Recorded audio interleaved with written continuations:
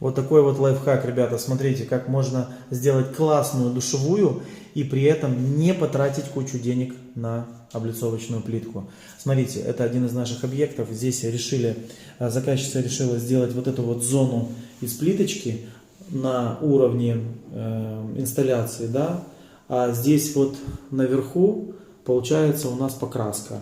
И у нас как бы вот это вот одна зона, да, а здесь получается вот будет другая зона. И самое главное, что, конечно же, душевая кабина полностью вся в плитке. Она выполнена как отдельное помещение, и вот что из себя представляет. Здесь даже есть сидушка для того, чтобы просто посидеть, отдохнуть. А здесь тропический душ. Что вы думаете по этому поводу? Напишите в комментариях.